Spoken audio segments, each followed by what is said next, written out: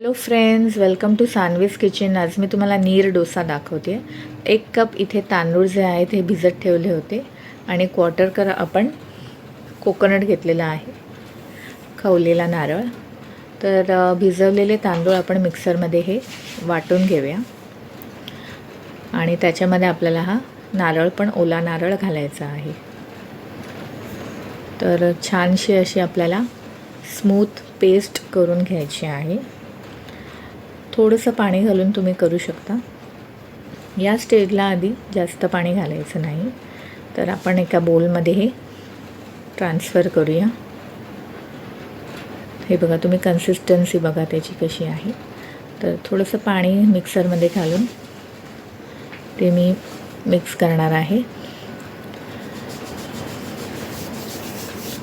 तर आता याच्यामध्ये आपल्याला चवीनुसार मीठ घालायचं आहे आणि मिक्स करायचं आहे. आणि आता आपण याच्यामध्ये पाणी घालणार आहोत. तर ह्याला वॉटर डोसा पण म्हणतात. तर हे बघा, त्याचं बॅटर जे आहे एकदम असं वॉटरी आहे. नीर डोसा, वॉटर डोसा खूप टेस्टी लागतो. तर इथे मी पॅन गरम करायला ठेवलेला आहे आणि थोडंसं असं पाणी स्प्रिंकल करणार आहे.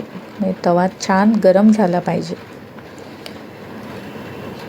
आता थोडंसं आपण ऑइलनी पॅनला ग्रीस करून घेऊया.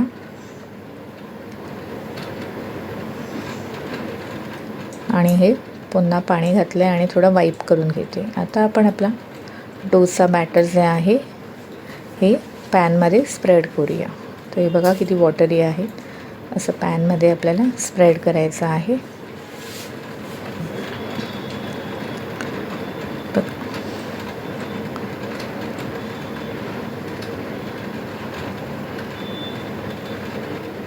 आणि थोड्या वेळ वाट पाहायची आहे.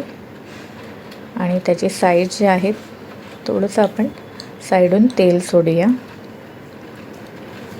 हे बघा, साईड आपोआप सुटू लागतात आणि मग आपण फ्लिप करूया. तर बघा किती सुंदर अशी जाळी आलेली आहे आणि आपला हा नीर डोसा तयार झालेला आहे. अशा प्रकारे आपण इतरही डोसे करून घेऊया. तर सेम प्रोसेस, आधी थोडंसं तेल पॅनला लावून घ्यायचं आहे आणि वाईप करायचं आहे आणि मग डोसा बॅटर आपल्याला याच्यामध्ये स्प्रेड करायचं आहे.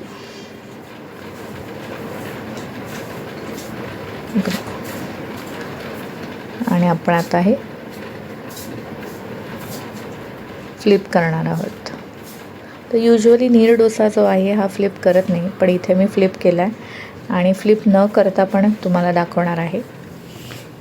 तर असे हे डोसे केलेले आहेत मी. आता आपण पुन्हा एकदा तुम्हाला हे बघू शकता तुम्ही कशी छान जाळीदार असा हा डोसा झालेला आहे. तर हा बघा, आता आम्ही फ्लिप केला नाही आहे, डायरेक्टली फोल्ड केला आहे, जो युजली इवन हॉटेल्समध्ये असाच करतात. तर हा बघा, छान असा पांढरा शुभ्र असा नीर डोसा आपला तयार आहे. तुम्ही गरमागरम चटणी किंवा एखादी अशी करी टाईप भाजी असेल, खूप टेस्टी लागते. इवन चहाबरोबर पण खूप सुंदर लागतो हा डोसा. तर तुम्ही नक्की ट्राय करा आणि नक्की सांगा. तुम्हाला माझी रेसिपी आवडली असेल तर प्लीज माझ्या चॅनलला सबस्क्राईब करा. Sanvi's Kitchen Indian and fusion on YouTube. आणि तुमच्या कमेंट्स जे काय असेल ते प्लीज मला कमेंट बॉक्समध्ये तुम्ही मेसेज करू शकता. तर होप तुम्हाला ही माझी रेसिपी आवडली असेल. झटपट होणारी आहे.